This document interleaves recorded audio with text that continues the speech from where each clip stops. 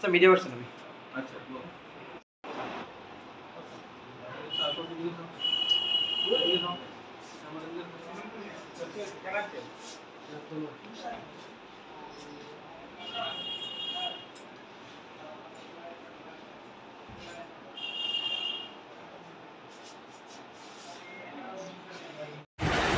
আমরা কিছুদিন ব্যস্ত ছিলাম ইলেকশন নিয়ে।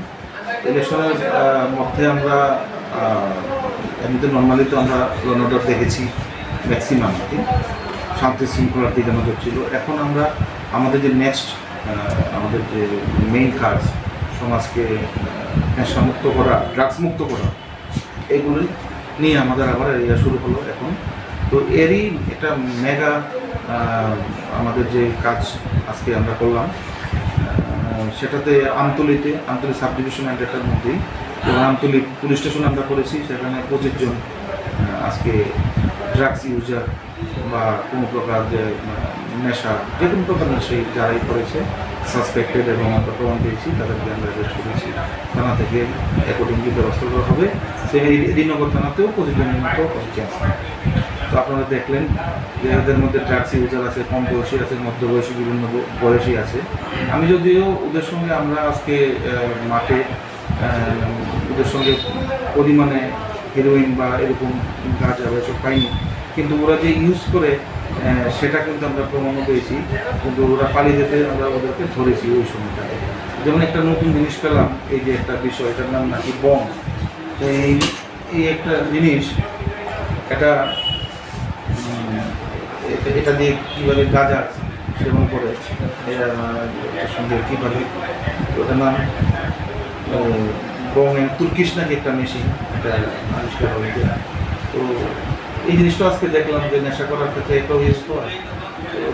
তো এইগুলি আমরা তো চলতে দিতে পারি না। তো সেই ক্ষেত্রে আমাদের আজকে পুরা ওয়েস্ট ত্রিপুরা ডিস্ট্রিক্টেই এসপি স্যারও মাঠে আছেন, এর সঙ্গে এসপি স্যারও আছেন।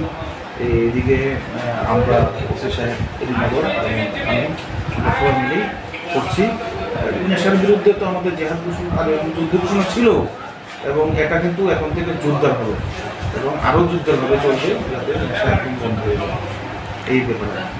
তো আজকে যাদেরকে আটক করা হয়েছে তাদের বিরুদ্ধে কি কোনো পদক্ষেপ অ্যাকর্ডিং টু ল এবং এভিডেন্স যা আমরা পাই, যার কাছে যতটুকু যাই পেয়েছি, অ্যাকর্ডিং টু ল তাদের উপরে ফুল অ্যাকশন নেওয়া। বিভিন্ন জায়গা, মানে এমন কোনো জায়গা বাদ নেই, একজন দুজন করে সব জায়গা থেকে কিন্তু আমরা সব জায়গাতে টোটাল প্রায় 12-14 জনের মতন টিম বেরিয়েছে, প্রায় 60 জনের মতন মানে সদস্য ছিল আমাদের। মেসিভ একটা অ্যাচিভমেন্ট স্কিম ছিল।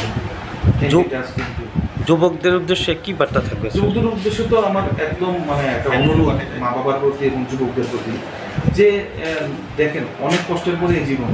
আমি ওদের সবাইকে কাউন্সিলিংও করলাম যে শুধুমাত্র তো আমরা ধরলে ধরবা করতেই মেন না, কাউন্সিলিং করে বোঝাতে হবে। এবং গ্রেভিটি অফ অফেন্স তাদের একটু কম, ওই রকম লেভেলে আমরা বেশি পরিমাণে পাইনি ওদের থেকে, এনডিপিএস আইটেম পাইনি।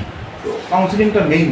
তো ওদেরকেও বোঝালাম যে এত কষ্ট করে একটা জীবন ওরা পেয়েছে, সুন্দর জীবন, সবাই ছেলে, ওই জীবনটাকে নষ্ট করার তো কোনো মানে নেই। আর যে জিনিস 1 ঘন্টার একটা আরামের জন্য, আনন্দের জন্য 1000 টাকা লাগে, যে জিনিস খেলে পরে কাজের ক্ষমতা নষ্ট হয়ে যায়, পরিবারের ক্ষমতা নষ্ট হয়ে যায়, যে জিনিসে হেবিট ফর্ম করে, এরকম জিনিস খাওয়ার তো কোনো মানেই হয় না।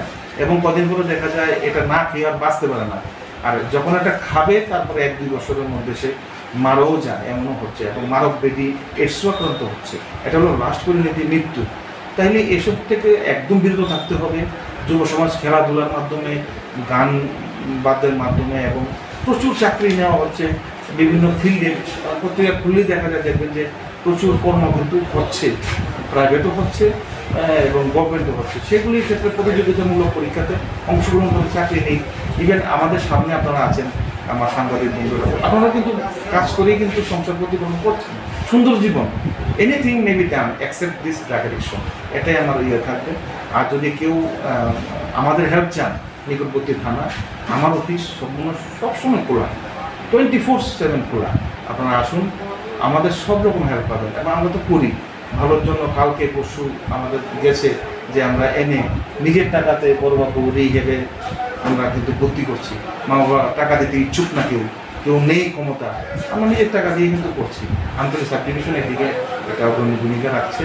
আমরা তো লিডারশিপ অফ আওয়ার স্পেশাল এবং আমাদের